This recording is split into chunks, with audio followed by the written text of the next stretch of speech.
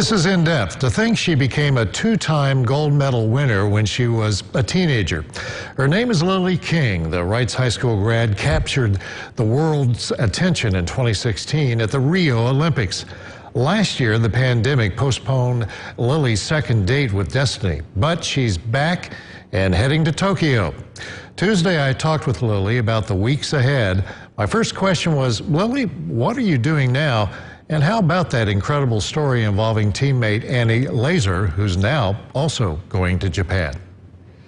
Right now, I'm just kind of hanging at home. I have a week back here in Bloomington to kind of, get my life together and do some laundry. And then we are off to Hawaii for a couple weeks for training camp. And then we have another training camp for about a week in Tokyo before we move into the village. And then it's go time after that. So is it kind of like getting it away from it all, just getting that compartmentalized away from you right now, for just giving you just a little bit of a break before you really gear up?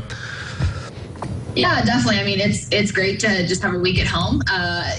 Olympic trials and the Olympics are both 8-day meets, so very, very exhausting, both physically and emotionally. So it's just good to be home and kind of chill for a little bit. You know, we always learn new things about you, and I want to talk about Annie. She's a teammate. You have been a mentor to her, and you gave her a big hug last week, a day after you won the 100-meter breaststroke. You were both facing the 200-meter challenge. What a class act. There is more to this story than just a race, as we learned. Tell me about that.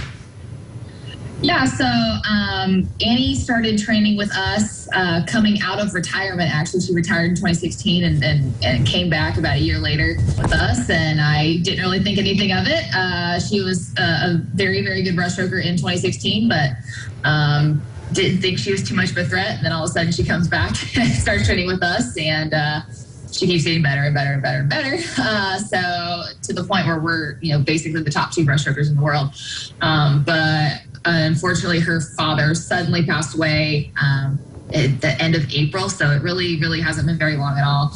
And, as her friend and training partner and competitor, decided to drive up to Michigan to go see her and her family during that time. And just decided, I was going to do anything I could to help get her on the team and to help, bring her along with me, because we always want to beat each other, but we always want to be ahead of everyone else too. So just really, really excited for her and excited to be going to Tokyo together. Lilly, you and I talked last September.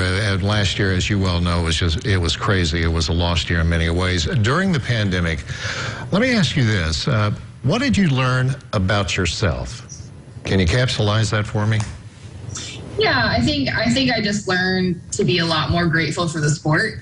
I think I had kind of come to, be taking advantage of the situation that I was in, and just, okay, making the Olympics is normal, making world championships is normal, being able to, travel internationally and swim all these meets with all these incredible people. That was my normal. And then just like that, it was all taken away. So just learn to be a lot more grateful for the sport and the position that I'm in. And I think that's something I'm going to take with me, hopefully, for a long time. That's right. And speaking about taking things with you for a long time, those 2 gold medals, we were absolutely thrilled. I remember you came to the station to record an in-depth with me, and I had a studio audience when you were here. That first instant final question, that you knew you'd won the gold. Is that a feeling that is going to stay with you, obviously, for the rest of your life? But can you describe that instant that you said, I've done it? Honestly, at that point for me, it was just a lot of relief off my shoulders. After I had come out and said what I said about Yulia and it had blown up the way it did, I was honestly just so relieved. And that was genuinely like the main thing I was feeling. Like I went in that day knowing I was going to win. And so I think when I hit the wall, I wasn't that surprised. So I think just relief was all I felt there. All right. Well, that is Lilly King to a T, the confidence and everything. And Lilly, I was honored you actually waved your finger at me when we did that interview, and that is an image that was captured throughout the world. And you're a great story. You're a class act. Lilly, thank you so much. All our best to you. Hope to talk to you after this Olympics, and I have a feeling you'll be carrying something with you then. named a gold medal. Thank you so much, Lilly. Thank you. All right.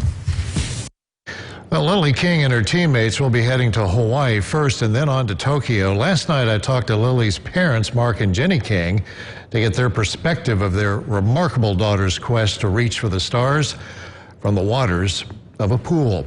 You can watch that on tristatehomepage.com, along with the interview you just saw with Lilly. You're watching Eyewitness News at 9.